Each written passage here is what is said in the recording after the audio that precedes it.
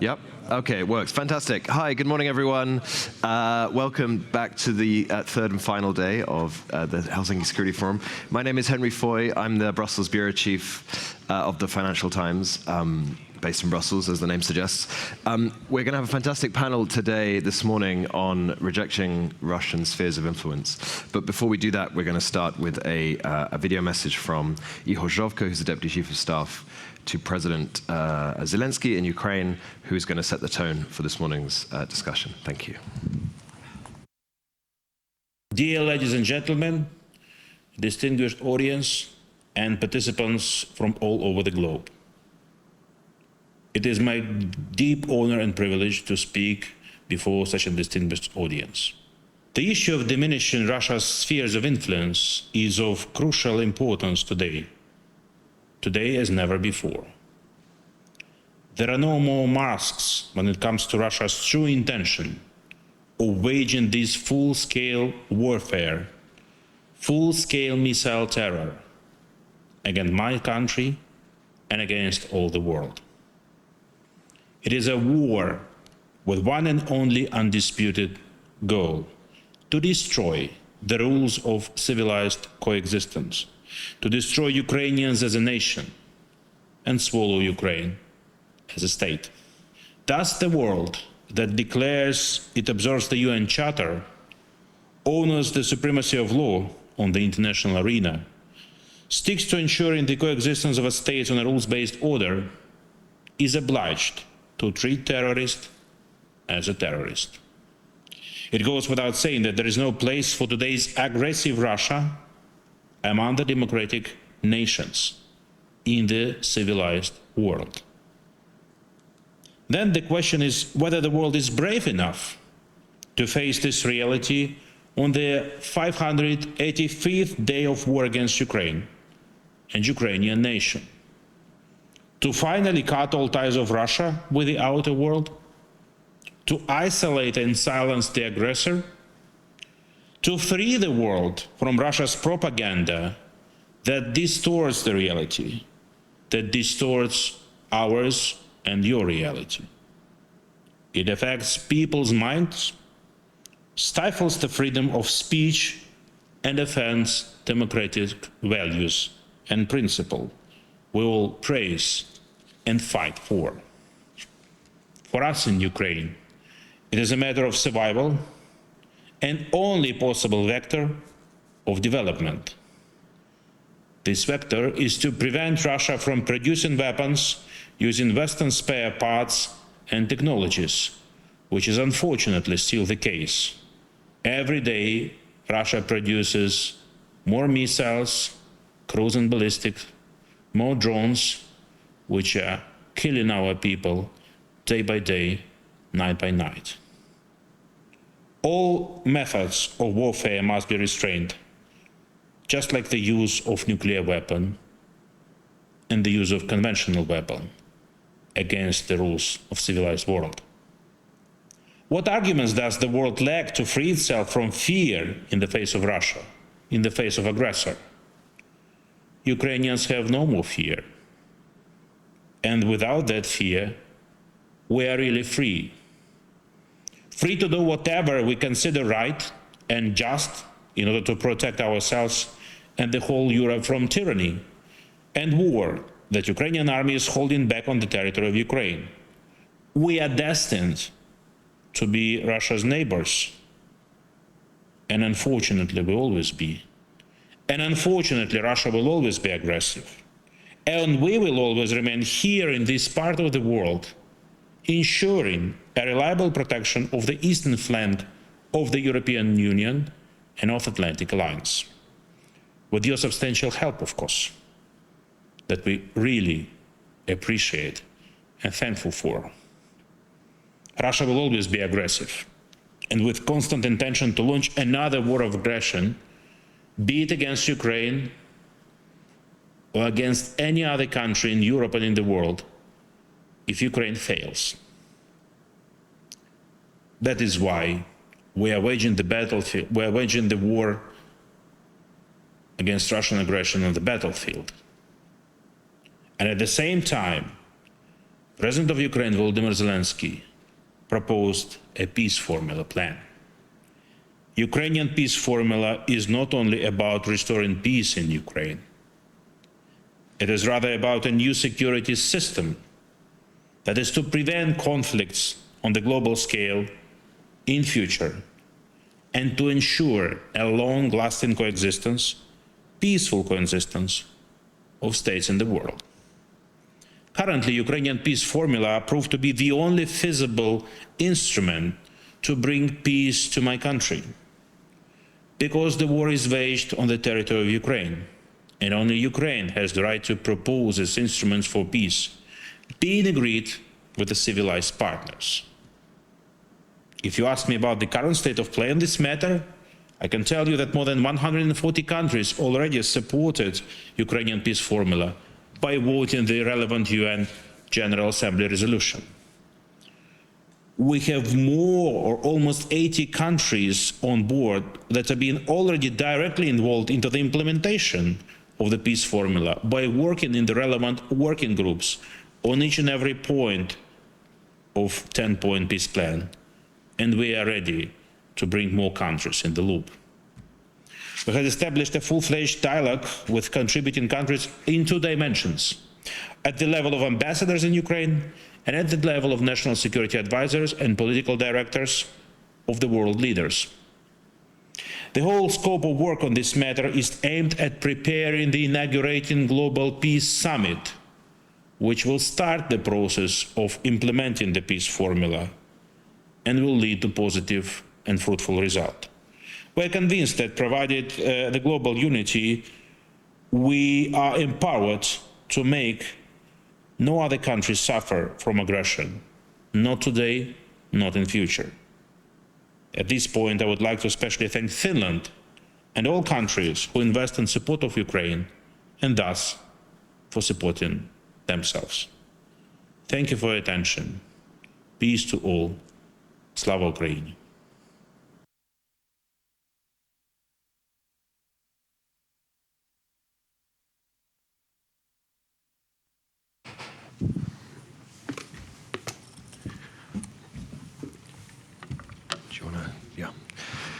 Fantastic. Good morning, everyone, again. Thanks for all making it down for the 9 a.m. session on Sunday. I'm always amazed at the level of support that comes down here in the mornings, and it's great. For all of those who were here last night as well for the night owl session, it's only a small gap. And if you, like me, stayed up watching the Slovakian election results come in, you may have got less sleep than you wanted. It's my pleasure to moderate this wonderful panel, wonderful because of the brilliance and expertise of the people sat on stage with me. I'll introduce them all first, and then we'll get the conversation going. Sinikka Kasari is our host and the research director here at FIA. She's an expert in Russia security policy, NATO, and Moscow's relations with its neighbors, or lack thereof, I suppose. We're also very, very lucky to have Stanislav Secrieru, who's the National Security Advisor to Moldovan President Maia Sandu. Newly appointed, congratulations. He's held various posts across a number of European research institutions, including EU-ISS, Polish Institute for International Affairs, NATO Defense College, enormous experience. And last but very means not least, Keir Giles is the Senior Consulting Fellow at the Russia and Eurasia Policy at Chatham House. Keir is one of the best known and most quoted and most respected European experts on Russian aggression and influence campaigns, and has worked with the BBC and the UK Defence Academy on these issues. Sinikka, I want to start with you. I feel, I was thinking about this in the lead up, Russian spheres of influence. It's kind of a bit like the global south, you know? It's like it's a term that nobody really likes and makes people feel uncomfortable, but somehow continues to propagate. And I wondered if you could just start by talking a bit about how that happens, why you think that happens, and what are the dangers of this phrase? Right. So first I would like to start by kind of like describing how Russia sees its neighbors, or, you know, smaller states in its vicinity. I mean, yeah. So So yes, Russia speaks about spheres of influence, but the thing is that it's not necessarily only the post-Soviet space. That's another term that we don't really like to use at all. I mean, we should really make up a new one, but it is very difficult. Yeah. But nevertheless, post-Soviet states is something that we once suggested with Stanislav, but it didn't really pick up, I think. But nevertheless, so Russia thinks that smaller states, in its vicinity, their state sovereignty is always relative. And this is not exclusively in the post-Soviet space. I think it also applies to Finland, for example, that it is always the responsibility of the smaller state to negotiate the limits of that sovereignty with great powers. And in Russia's neighborhood, that great power that you should be talking with is, of course, Russia. So the state sovereignty is always restricted by Russia's national interests. But then the EU, for example, we don't approve the term spheres of influence, but I would still argue that indirectly we have kind of played along, not necessarily with the term itself or the concept itself, but what that implies. So we have had different categories of states in Europe, and we have really avoided having an explicit security role, for example, in the eastern neighborhood. And we haven't really wanted to start the talks about a possible EU membership. I mean, now that has changed finally, but that has been a very typical approach. And I think that also indirectly signaled to Russia that we are okay with Russia having a say on kind of the matters that are kind of internal affairs of those states. And even now we talk about removing grey zones, right? But if you remove grey zone, you are implicitly acknowledging that there are zones either side that are not grey.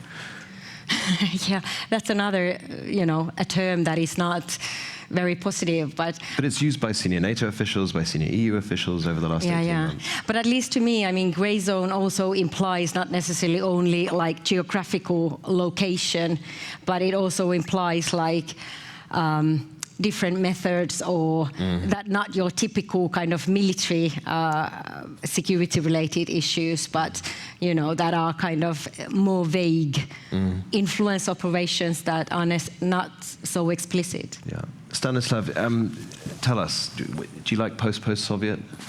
Is that a phrase that Moldova would embrace? First, I would like to thank for invitation. Directly to answer your question, no, we don't, because it doesn't reflect the reality on the ground. Of course. We prefer to use the term Moldova EU candidate state, or even better, future EU member state. Right. We don't speak about post-Soviet. And then I think I like the title of the panel, because this is exactly what our president does in synchrony with government and parliament on the daily basis. We are trying to reject the concept of spheres of influence as it applies, Russia tries to apply to Moldova. And basically Moldova is a classic case where you can see all ingredients of Russian attempts to impose a sphere of influence. And it's not now, but it's for 30 years. Yeah? First, you have a conflict which helped Russia to seal its military illegal presence in Moldova. There is a leveraging of energy dependencies and trying to preserve this energy dependence of Moldova. Then you have dirty money, which are injected into the political system in order to give a chance to Russian proxies to win and to recover power. And there are many other examples. All these have purpose to weaken the statehood or to corrode the process of building the statehood. Second element is to get control of the political and economic processes on chip without investing that much money. And then, of course, it's to derail European integration of Moldova, which is a sort of preventing the drift from Russian sphere of influence towards a different type of system, political and economic one. And if you ask me what we do, because I refer that we do it on a daily basis, what we do in order to reject Russian concept of sphere of influence in Moldova, we are doing many things. First, we are diversifying energy imports. For instance, for the first time in 30 years, Moldova hasn't imported a drop of gas. And when I say Moldova, it only applies to the right bank of Moldova. Transnistrian region still relies on Russian gas. We're conducting unbundling. It's eliminating a Russian daughter company from importing and distributing gas. Yeah. And this September, we decided to give it to a different company, a more transparent one. We are challenging Russian claims of unsustained claims of a gas debt, which we're constantly using against the Moldovan government. Then, if I think, then on the other level, we are trying to reduce Russian presence on the ground. For instance, we reduced the numerical presence of Russian diplomats who've been MOVEN diplomats in Moldova. We as well trying to undercut Russian state media, although I don't think we can define them as a media, rather extension of Russian hybrid operations in Moldova. But then a new development is that we are trying to reach global markets to export our goods, because Russia manipulated the access to its own market for our fruits and vegetables. For instance, to give you an example, we are opening embassy in India. After 30 years of independence, we've discovered that there is a big market there, and we can export our apples and our fruits on this huge market. And just to close, I think the most important thing for us, which probably will be a lasting one, solution to Russian attempts to keep us or to drag into the Russian sphere of influence, is related to our application to European Union. Because we think that we will not be able to survive as a democracy, as a free state, if we are not joining EU and we are under the protection of a bigger political, economic, and security structure. Because we see that EU is becoming a more active security player. In Moldova, benefiting a lot from security assistance, European Peace Facility, which provides substantial funds for accelerated modernization of armed forces of Moldova, which has not been done for 30 years again. But at the same time, CSDP mission, which was deployed this summer, I've been working closely with them. They're very helpful. For us, EU choice is not only about economic development, not only about preserving democracy, but also ensuring our security. Thank you so much. Keir, let's sort of take this out of the realm of theory. Obviously, the war against Ukraine has made it's the most violent and obvious example of Russia rejecting the rejection of spheres of influence. What are the sort of concrete security challenges posed by this term? I mean, to take it out of the realm of the academic and put it in the real world. It's not so much the term, it's the acceptance of the concept. And Sinekos already hinted at this. The problem is not so much that Russia has this idea. The problem is when it's acquiesced in and endorsed by Western countries, by the EU, by NATO, and they accept this idea that Russia has these greater rights than its neighbors. And I brought along the conference booklet because if you haven't read it, there's a piece in here by Kristina Silva and Anna Kardimoshes listing some of the negative impacts that has had on what some people call the countries in between, and we just think of as Europe, but Russia's neighbors. And it's not a very long list, and I suspect just because they didn't have a very big word count to fit everything in. There are lots more terrible ideas out there that are based on this notion that Russia does have these rights. And everybody in this room will be familiar with the problem of the so-called realists who look at these claims by Russia saying we need to have rights and domination over our neighborhood. And instead of reaching the conclusion that that means that those neighbors must be protected against those encroachments, say, well, plainly we must give Russia what it wants. And you might say these are all in academia, they're in think tanks, they're not directly determining policy, but the problem is they do have an influence on the people who determine policy. If you have somebody that thinks that Estonia is a suburb of St. Petersburg arriving close to the centers of US power, that's a major problem. And one of my favorite lunatic solutions to this problem that came out as a proposal from a major US think tank for a new security architecture, again, borrowing Russia's phraseology, included imposing neutrality on Finland and Sweden for the purpose of appeasing Russia, but then added very graciously, but they can still think of themselves as Western powers as they want. And the problem there, it's a mirror image of the Russian colonial arrogance that assumes that these are countries not in their own right, but just pawns for the great powers. Now, that particular think tank, it wasn't RAND on this occasion. It was one of the other places through which US policymakers rotate in and out of government. So yes, these ideas do have a pernicious influence on dealing with the Russia's neighborhood. And sometimes they seem to determine the entirety of state policy towards the neighborhood. In the case of Germany, for example, think back to pre-2022 when war guilt was being used as an explicit justification for some of the policies that favored Moscow and penalized Ukraine. So you had a ludicrous situation where Russia was benefiting from Germany recognizing that it had contributed to the devastation of Ukraine 70 years ago and therefore was refusing to protect Ukraine today because they'd bought into this idea of Moscow being the center of civilization and the center of gravity for this entire region, including not just the former Russian Empire, but the neighboring countries as well. So there are so many examples I could go on for the remaining 46 minutes. The key problem is it creates a permissive environment for Russia.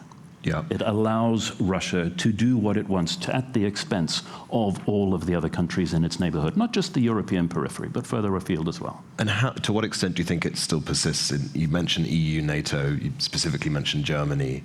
Where are we in the journey from realist to actual, this is what's really happening, let's call a spade a spade? We still keep hearing, even now, that the full-scale invasion in February 2022 has shown people Russia's true nature, which is a strange thing because Russia's true nature was not particularly well hidden beforehand. This was not a secret that this was what Russia wanted to do.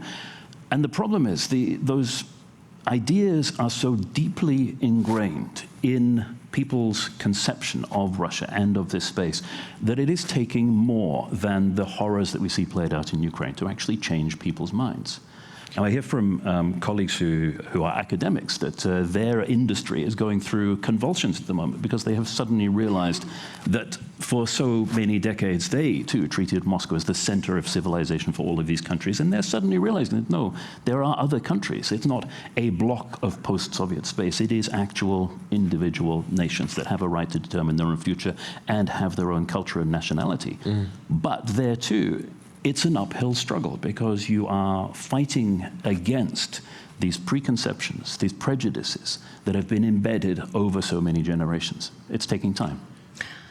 Perhaps I could continue from there. I mean, it is true that kind of the West sees this region through the eyes of Moscow, or kind of that is the past. But I think this is a bigger problem than that. I think this is a global scale also. And what is now interesting is also that Ukraine, for example, is very actively trying to engage with the global South, kind of like sharing its experiences of its colonial past and trying to invite a dialogue and discussion. And we saw the video clip earlier, and it really emphasized the Ukrainian peace formula. And I think it is great because it really supports the agency of Ukraine in the peace process. So they are not looking to the West. They do not want to have the Minsk type of, where the great powers kind of frame what is being discussed and on what terms. But it is really Ukraine-driven process, and it reaches new audiences and starts new conversations. And this is exactly what we need. I mean, I'll be controversial. I mean, to come back to what I ask here, but to the three of you, do you think that the idea of a Russian sphere of influence is still being acknowledged and not rejected in European capitals? I mean, let's not speak of Budapest, and who may be in power in Bratislava soon, but in the Élysée Palace, in the Chancellery in Berlin, do you think they have a full, careful understanding that this is not a term that they can use anymore, and not a concept? Yes, but that's not the whole problem. Okay. Nobody now will be saying out loud, well, actually, we think Russia should be given these rights over its neighbors. But Macron But said the we need to underlying take into account Russian security concerns. Exactly. It expresses itself in other ways. The idea that Russia has security interests which are more important than those of its neighbors. The idea that you cannot defeat Russia because it's a great power, therefore you must not attempt to defeat Russia, which is a circular argument. All of these fixed ideas about the nature of Russia and about its relationship with its neighbors go deeper than just the definition of a spheres of influence. Instead, it's a conceptual problem. I was going to put Stanislav on the spot, sorry. I mean, in your initial conversations with European partners, do you hear people saying, oh, well what would Russia think? Look, it's not only about conversation, it's about what EU partners do in Moldova. And judging by their actions, I have no idea that they would support Russian sphere of influence, at least in Moldova. Right. I mean, all the type of financial assistance which helped Moldova to maintain social stability last winter, all the support which is provided to beef up security sector, and it's not only about army, it's about other parts of national security ecosystem which are fighting against disinformation, cyber. There was a good project on the EU side, on cyber. So everything what we have received goes against the idea of Russian sphere of influence in Moldova. Right. And things like border guards and police, and there's also support. Frontex, yeah, I think it's the second deployment beyond the EU. I think first one was during the migration crisis somewhere in the Western Balkans. But deployment of Frontex in Moldova is the second one outside of EU. I mean, we haven't mentioned it, but I want to bring into the conversation what's happened in Nagorno-Karabakh this month. I mean, is that not an example of what we're talking about here? There's a lot of, like, in the West, like, oh gosh, like, you know, we'd better let them get on with it because it's not our place to be telling them what to do. Or is that an acknowledgement that there was an inability of the West to act in that? I mean, how would you explain it? Yeah, it's interesting. To be honest, I mean, Russia, of course, wants to promote the idea of having kind of its spheres of influence and having more say than other states in this region. But I think that the longer-term trend, obviously, is that since the end of the Cold War, Russia's role and power in this region has really weakened. It has evaporated. With the exception of Belarus. Yes. But let me continue to explain my point. But the thing is that now with the war, I think that this trend has been accelerated a lot.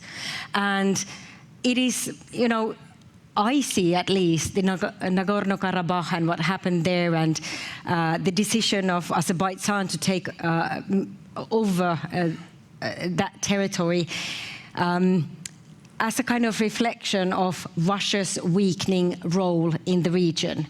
And the fact that Russia no longer has the presence and it is not able to project that anymore. But unfortunately, I mean, although that's a positive thing as such, but it also brings instability and also now, of course, like Armenia's position is extremely vulnerable, and it is really between, you know, between the rock and the hard place, basically, because although, I mean, it is framing that, you know, that there are other partners, but it is very difficult when you have Russian military base in your territory. So it is not free from the Russia's kind of suffocating embrace, but it is not getting the security backing from Russia anymore. So this is the harsh reality that Armenia is right now facing. And the Kremlin has been pretty overt in messaging over the last few weeks saying, well, this is what happens if you reach out to the West, right? Exactly. And the West is also caught in a particular rock and a hard place, right? Because if we step in and say, fine, we'll look after you, you're endorsing the fact that... And now I think that Moscow is interested in kind of negotiating, you know, with Baku without, like, making sure that other external powers like the EU or the US don't have a say, and they are excluded from the regional like arrangements. So in a way, I mean, Russia is accepting that now Azerbaijan is stronger, and now we have to negotiate with them. But I mean, Armenia's position is extremely vulnerable. So it demonstrates how Russian spheres of influence are rejected when nations and societies have agency, when they actually have the ability to do so. But it also, as you hinted at, it demonstrates the cold, hard reality of even though that should be supported, there are limits to what can actually practically be done. On the other hand, there are also those places further afield where Russia is seeking influence and is still finding vacuums into which it can flow its influence, where something could actually be done to counter the expansion of Russia's power globally, however it is expressed, with whichever form of state capture they might demonstrate across Africa, for example. All of that has happened, not because of an explicit recognition that Russia is entitled to influence there, but simply because of stepping back and allowing it to happen and allowing Russia to flow like a gas into those places where it is not actually prevented from doing so. But that's a really good point you raised, because aren't Western powers guilty of something there? Because Wagner in Mali, coups in other countries, etc., where Russia has some kind of influence, are always expressed in Western media and by Western policymakers as, the Francophone Africa is now turning into Russia as a sphere of influence in Africa. Like, we are using the language that Russia wants us to use. Well, you might, as a journalist, if you're writing these things. But sure, I mean, we're all guilty of loose language at times. But I mean, fine. But other media, governments, politicians make these remarks, and aren't we playing into that narrative by? I think that the problem there is, to some extent, it is true, because the vacuums that Russia is flowing into are not just vacuums of rule of law, of security. It's also of attention from, and yes, this is the former colonial power, because when they draw in their influence, their reach, then that leaves the field open. And you can see this also expressed in the inverse relationship between how much Russian influence takes over and what remains of rule of law in the country that they're actually attacking. It's a very clear linear relationship across the countries that they have targeted in Africa. Where civil society and institutions are still strong, Russian influence doesn't make inroads. Where it is the kind of society that Russia prefers, they achieve state capture much more easily. And that too is a function of the lack of the interest, the influence, the remaining institutions that actually keep countries in our part of the world very strong. Stanislav, would you agree with that? I mean, is it about strengthening Moldova's civil society, its checks and balances, its judicial system, more than it is about putting a big EU flag outside the palace? Yeah, it's true. I mean, in 1 month since I took the office, I've discovered how strong is civil society in Moldova, how much of a help they provide to us. Yeah, because in administration we are short of resources. And even on some national security issues, we are working together with civil society. We were developing the national security strategy, and we had substantial input from our civil society. Second element, civil society had strong contribution to the development of law, under which we will create a Stratcom Center. Yeah? And then I think civil society is really important in debunking Russian myths. For instance, many people still in Moldova think that Russia is among top 3 commercial partners of Moldova. It's not true. Yeah? It's rather European Union, EU partners, but not Russia anymore.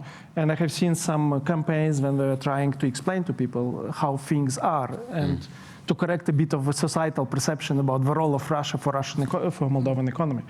But to go back a bit on spheres of influence, I think if I look at the Moldovan case, the more Russia pushes for sphere of influence, the more determined we are to reject this idea. And I think often I see that it's counterproductive. The more we pushed in energy sector, the more independent we became from Russia, at least in terms of gas imports. The more we're pushing with electricity, the more we're speeding up the projects which are connecting us with the European Union to do it much faster. The more we're investing money into the political system, the more we are determined to fight financial crime, to discover the methods through which they inject money, and to undercut their possibility to influence domestic politics. As well, we change the focus on the corruption. We don't look at it as only a problem of economic development. It's a national security problem. Yeah. And we are trying to tackle the strategic corruption in the political parties, but also among business people. So I think on the civil society, yes, it's important pillar, it's important component. Somehow, when you have a pro-European government, we weaken this pillar because we are moving these people into the government, but they're still very useful, yeah? And then the second element, the more Russia pushes on spheres of influence, the stronger reaction on our side to reject this. And I think what happened in the South Caucasus, Russia pivoted to Ukraine to affirm its sphere of influence in Ukraine. But the side effect is the more multipolar region, which is fragmenting and allowing other powers to project their influence. And in our case, Moldova, we're engaging with global partners. We're going to Global South to reach markets, and obviously it creates a different type of relationship, which was not there for 30 years. Yeah, I remember that yesterday someone mentioned that this is like the mother of unintended consequences. So that just is exactly what I was also talking about, that this accelerates kind of the processes that actually weaken Russia's presence and power. Yeah, and basically they don't leave a lot of choices to us. Yeah, either you exist or you find the way how to join a bigger structure where you have your life. Yeah, they deny the capacity to develop or to reevaluate critically your past. For instance, this summer we brought 2 wagons and we organized exposition about people who've been deported after the Second World War, and there were not only people of different ethnicities. There were Gagauz, Bulgarians, Ukrainians, yeah? And many people visited this exposition. If you would go there, in 1 minute, you would be completely wet because it was so hot. And we couldn't imagine horrible experience of people who've been there. And then the same day, you have a reaction from Russian side, which says that it's a Russophobic attitude. Yeah? How come that our attempt to reevaluate the history and to build our national memory is a Russophobic thing? Yeah? So basically, it's not only economic field, it's not only about corruption, but also denying us a chance to develop our identity, to reevaluate critically the past, and then our capacity to build the future, because they're trying to deny us a future. But that too points to a deliberate mental blank spot on the part of some Western leaders who would consign people to Russian domination. You think that's deliberate? I think it cannot be any other way, because how can you doubt what the consequences are of being handed over to Russian domination? Now that it has been demonstrated again in eastern Ukraine what the nature of this regime is, and how so little has changed since what you were describing now and what Kaja Kallas said at the opening of this conference, what peace with Russia actually means if you are under Russian occupation. It is only by blanking your mind to the consequences of that for the millions of people that would be involved that you can suggest that there might be some kind of settlement with Russia at the expense of the territories that it claims. Is there anything that Western governments aren't doing at the moment that they should be doing to reject spheres of influence more? Certainly in the UK's case, rejecting the mental sphere of influence that Russia has. And by that I mean not just this grip on the imagination of policymakers that I've been referring to, but also the abject failure to deal with the agents of influence that are actually subverting and perverting policymaking through direct human intervention within the UK itself. So we have, as of earlier this year, a National Security Act, which finally makes it illegal to conduct subversion on behalf of a hostile power, which previously wasn't even really an offense. It finally makes it illegal to conduct espionage unsuccessfully, which previously did not really, didn't really commit an offense and actually succeeded. Right. But what's not yet evident is the willingness to resource and enforce that. There's no indication yet that will be acted on to recognize the pernicious influence of Russian agents of influence to, again, bring about a permissive environment for what Russia actually does. But I think on the level of governments, for sure, but also on other levels as well, we are having this conversation now, and we are re-evaluating our perceptions. And I think it's a very healthy, I mean, not only, inside countries, but I think this is a European debate. And the fact that things are changing is, of course, the candidacy status of Moldova and Ukraine. And the interesting thing is that now many people are saying, okay, the process is going to take decades.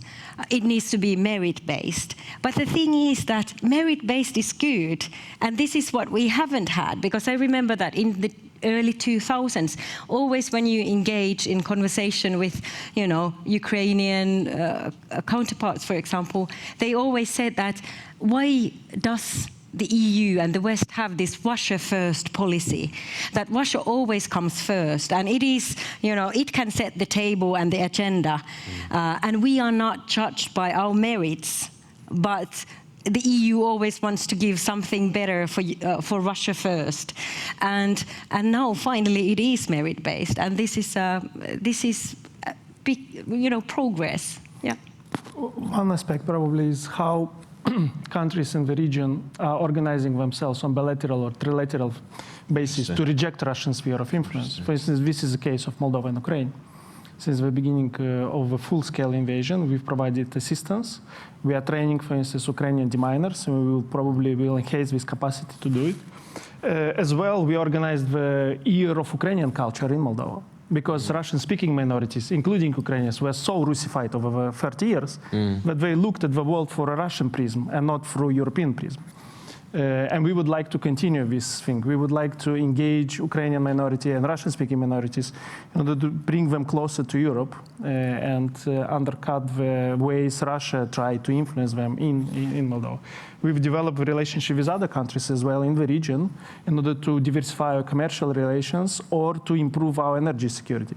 So this second Russian-Ukrainian war triggered interesting processes within the region, and countries are trying to help each other or inform each other about threats and risks for them which are emanating from Russia, and in some cases to counter them. Because that's, in a way, even more powerful than turning to NATO or the EU, right? Because it's countries working themselves out, not going from one sphere of influence to another sphere of influence, if we're to borrow the Russian phraseology.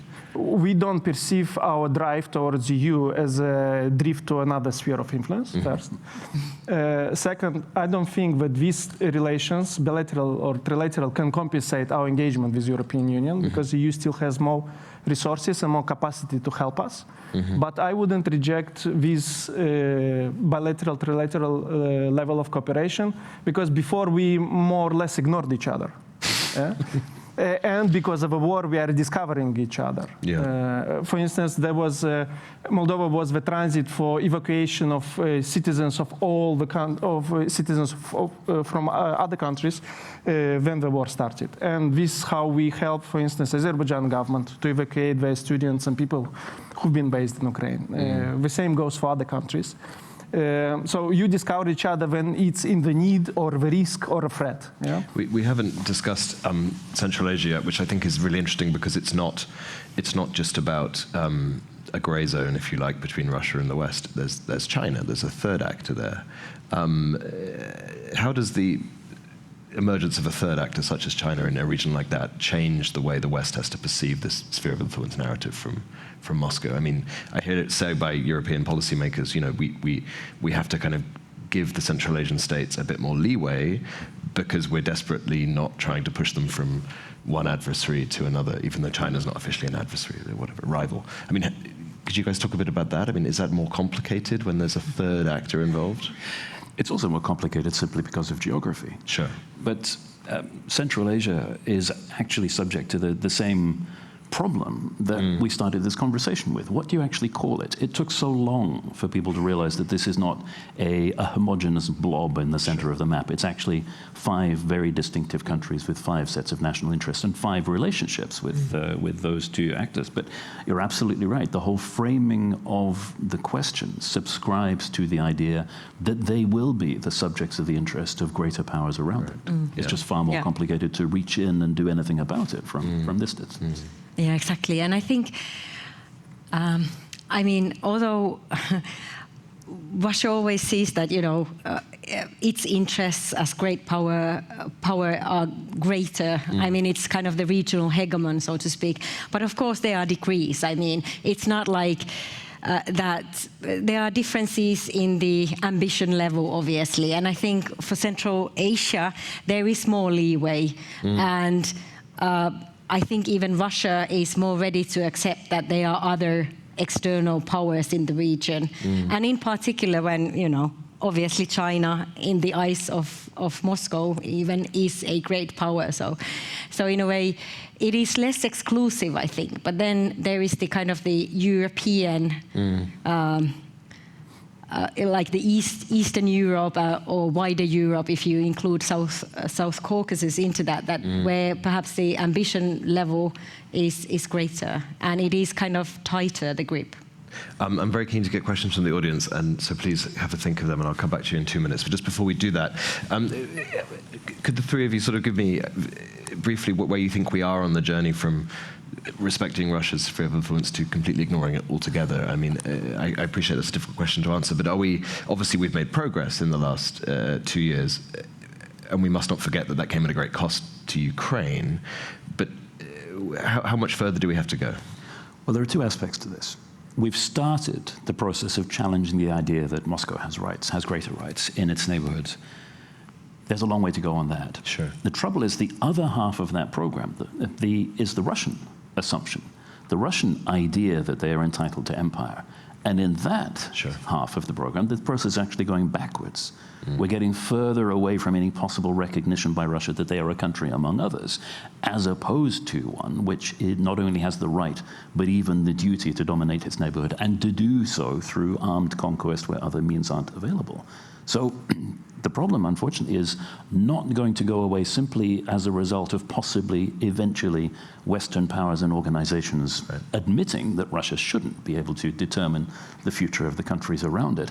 The Russia problem is still going to be there for the long term. And that, I think, is one of the aspects of this challenge that a lot of Western political leaders have been exceptionally bad at explaining to their electorates and their voters, that this is not a temporary problem, that this is not a Ukraine problem, that Ukraine is just the front line of this broader conflict which involves us all.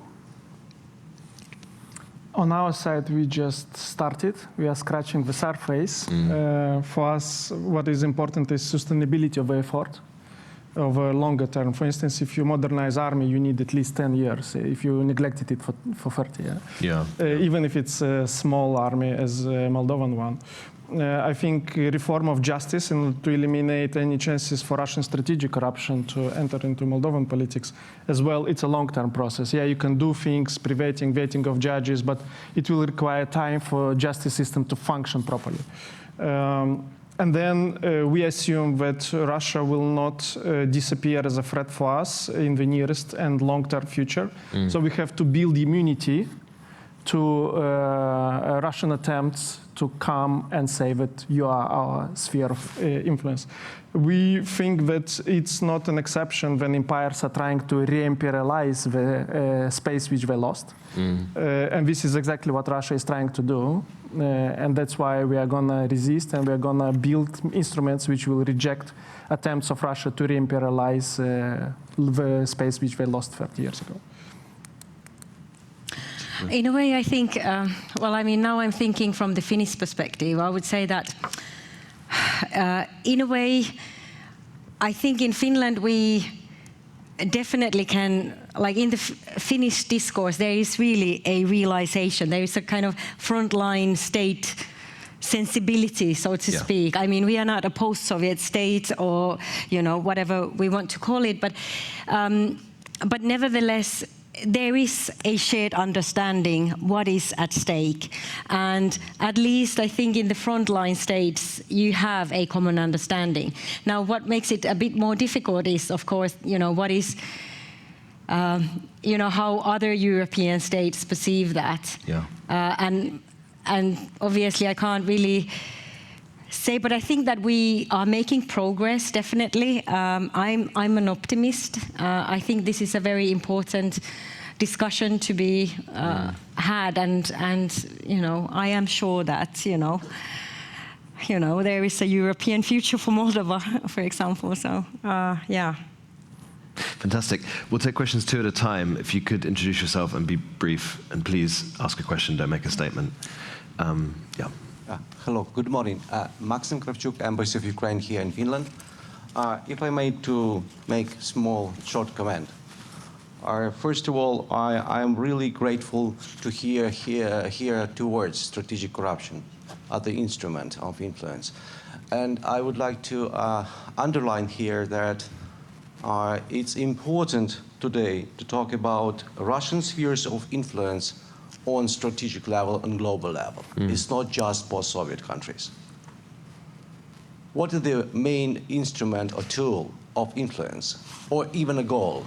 To undermine our unity and efficiency of our institutions, and first of all, a trust in our societies. It comes to every society in the world, and we can see numerous dozens examples. Let's say what happened when Ukraine and Georgia was rejected to have a membership action plan. Why it happened?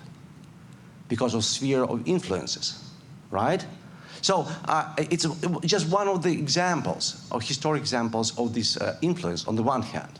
On the other hand, what is critically important to remember that how we are building our resilience and how we are recommitting to values, right? Recent events in the United States or in Europe clearly show that people do not have a strong faith in values, right? Or commitment of someone to these values. So we talk a lot about freedom. And last not least thing, it was absolutely brilliant discussion, but it looks like Russia is a civilized country, but with imperialistic mood. Look, guys, we have a criminal. Ukraine doesn't want to live in the same neighborhood with criminal. And if we want to reject spheres of influence, let's fully isolate Russia in all international organizations. Let's stop sitting with the criminal at the same table in the Security Council. Let's ban participation in influence of Russia in such organizations like International Atomic Agency. Look, Russia has an influence on policy making on the international level. It's mad situation. And what I would like to add here, sanction and accountability. It's our powerful toolkit to stop for a long time Russia's influence and spheres of influence. Thank you very much. Thank you for your comment. Yeah, there's somebody sat behind that lady. Yes. Thank you. Anna Tervahartila from Human Rights Watch.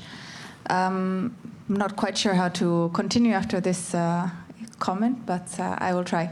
So I'd be interested in hearing about your thoughts of what is the role of rejecting Russia's spheres of influence in terms of working with opposition individuals within Russia. So for example, here I'm thinking of the serious exodus of human rights activists and individuals who are able to, for example, push against Russia's influence abroad within Russia. And here as well, our office is closed 2 months after the full-scale invasion, and all our experts are no longer able to work nor re-enter Russia. So this would be, I'd be interested in hearing your thoughts regarding the internal dynamics and whether there's something that should or could be done there. And then, if I may, a second question is how will things change now after the death of Prigozhin in terms of rejecting or the influence Russia will inflict in especially African countries where Wagner has been the spearhead of that influence, and how do you see things changing? Thank you. I think also that links with the Ukrainian gentleman's point about and to your final point, Kira, about how Russia may just continue to be delusional forever about the spheres of influence. I mean, do we need to change the way Russia sees itself internally before we can actually fully be free of it? And then, yeah, I mean, Wagner in Africa, is it? Have we chopped the head off the snake, or now are there more heads? Yes, Russia will never stop behaving as it does unless and until it is given a reason to. And there is no reason to for as long as it is allowed that permissive environment. And one of the most obscene and perverse elements of the war on Ukraine is the way in which Russia has been permitted to wage it. the way in which everybody else is playing Russia's game by Russia's rules, giving Russia a safe zone from which it can launch missile attacks into Ukraine, not presenting Russia with any serious consequences or ultimatums for continuing on its path of behavior, not stepping back and realizing just what kind of situation we are in and how absurd and bizarre it is that nobody is willing to confront this example of behavior from Russia, where any other country would long ago have been shirt-fronted and told this has to stop. And that too is a symptom of the mental paralysis. In this case, not just through an idea of spheres of influence, also paralysis through fear, through belief in Russian nuclear threats, through belief in Russia as a great power. All of this complex of ideas about Russia, which are taking far, far too long to die in Western powers, mean that Russia is being allowed to do this. And unless and until that stops, Russia will continue to believe that it has the right and the duty to wage these colonial wars of reconquest at immense human cost around its periphery. So, Maxim, I promise you, you are preaching to the converted. The task, as it always has been, is to contain to the maximum amount possible the damage that Russia can do. And that does mean a new Iron Curtain around Russia. It does mean a strong periphery, strong not just in military terms, but also in all of the terms of societal resilience that we've touched on here. Holding off all of those ways in which Russian pernicious influence does seek into our societies and attempt to damage them. But that too requires a fundamental change of mindset from what we have seen so far, not from the frontline states who understand the problem very clearly because they are in the front line, but from the European hinterland and from North America as well, that has not gripped the challenge of how to deal with Russia in the long term and how to actually improve the situation instead of maintaining it. Yeah, perhaps I could continue from there. So the question about supporting human rights activists in Russia, and I have to say that I don't think that we can really, and I think this is a topic that has been talked about in previous panels as well. I don't think that you can really push for change in Russia from the outside. I think we probably in the 1990s tried something like that. And even then, we pretty much failed. And then, I mean, that was at least the stated objective of Russian authorities at the time. But now, I mean, I think that it would be even counterproductive to try to kind of aggressively have this transformative agenda vis-a-vis Russia. I think, like here mentioned, I think we are at the point where perhaps isolation of Russia is better. And then when there are countries that actually are motivated to change and develop their democratic institutions, this is where the support is needed. And this is where we should kind of put our resources into. And hopefully one day Russia is one of those states. But right now, I think we don't really see that there is this push from the civil society to change the system, and I don't think that we really have anything to build on, unfortunately. So I would wait for better times, and now we just have to make sure that Russia doesn't kind of drag other countries with it. It would be delightful if the wave of emigration after Russia declared partial mobilization in September last year was of people who disapproved of the war, as opposed to people who just didn't want to be involved in it personally. But again, the indications that there is a serious body of public opinion within Russia that thinks Russia ought to change in a fundamental manner vis-à-vis its relations with the outside world simply, unfortunately, aren't there. And that includes among the people who have departed Russia physically but have not departed Russia mentally. Exactly. And I would just like to continue that, you know, there are also people that support democracy in Russia that still think in terms of spheres of influence.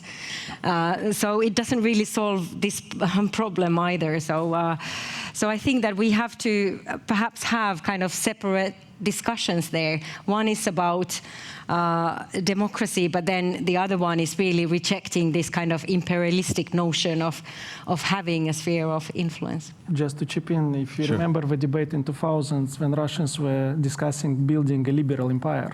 Yeah. So not necessarily, if you abide to democratic principles, you project democracy and the same type of behavior in the neighborhood. But just to react to what a colleague from Ukrainian embassy said, I think although technically what Ukraine does, it's under UN Charter, is self-defense, we in Chisinau perceive it as a forward defense of Moldova. And as long as you resist, we have chance to do European integration and to build our state. Second is that we fully endorse the peace formula proposed by President Zelensky, including the point on accountability. Just to let you know that we are slowly aligning with EU sanctions. We've been invited to join several regimes.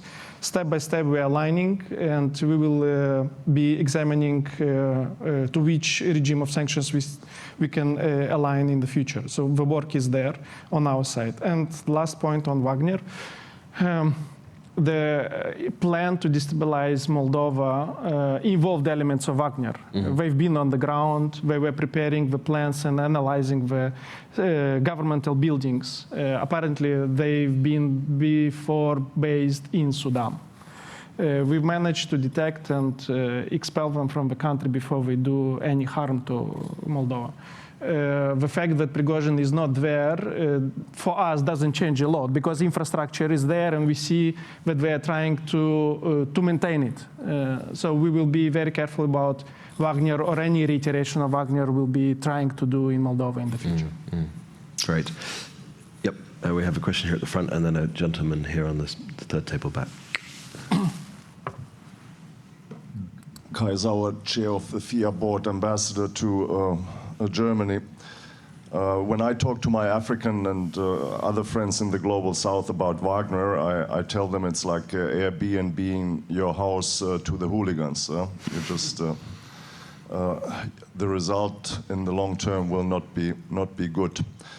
But the question is, I don't think Russia will cave in until the global south stops its political and economic support. And when we talk to the colleagues from the global south, they always counter with the question of, well, whataboutism?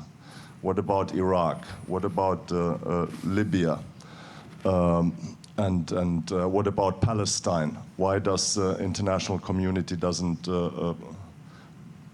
apply to the same standards there than we ask them to apply with Russia? So what would be your advice for our speaking notes in those discussions? I think it's a great question. The gentleman here, Hello, Jānis Sārts, NATO Strategic Center of Excellence from Latvia. When we speak about spheres of influence, we kind of look at those regions around Russia, not really kind of looking enough at the other part of the equation, and that is to have those, it requires an influence in the Western countries for Russia. And I would argue that to a certain extent, because since the war, full-scale war broke out, the influence in the West has dropped. The other areas of sphere of influence have been diminishing, bar Georgia. But when we discuss it, isn't that what we have the wrong perspective? Shouldn't we first and foremost look at ourselves and look in the mirror? And especially right now, as I see Russians are increasingly concentrated, not that much on Ukraine or Moldova, but actually on us, and trying to regain influence in our countries and thus recreate the circumstances for their increased influence back in their neighborhood? Thank you. Two great questions. Who wants to kick off? Okay, I could take Kai's question. I think many countries in the global south, for example, who abstained from the UN vote against the war, I don't think that many of them, let me put it this way, many of them actually see that this is a flagrant violation of international law, what Russia is doing. They are not supporting Russia as such. But I think that many see it as primarily a Western problem, that it is the Western states that should deal with that. And perhaps there is also an understanding, for example, that economic sanctions are mostly hurting developing states, and perhaps criticism towards the use of non-UN approved sanctions.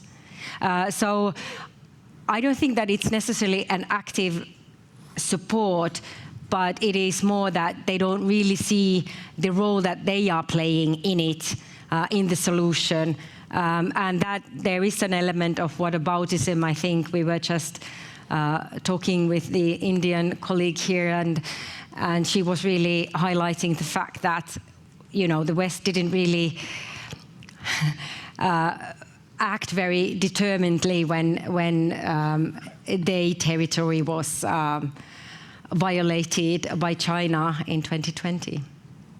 Yeah. Very briefly, to be honest, because we are over a very short a time. Yes.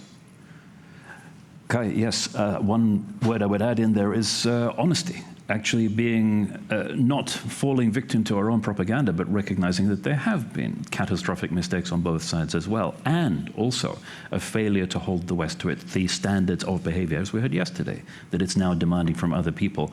But also honesty about interests, because so much of the attempts to counter Russian encroachments have been based on an appeal to these countries which is completely irrelevant to their interests.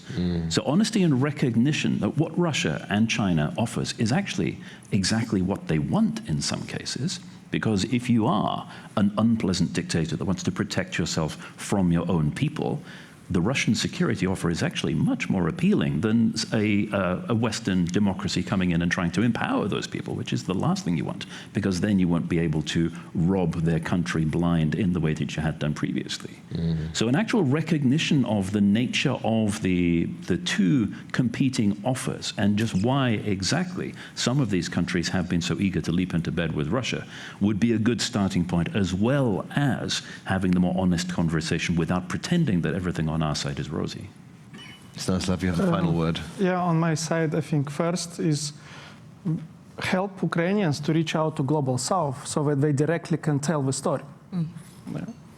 I think this is the most powerful thing which they can do, is to tell the story. And I think Global South has no argument that what about?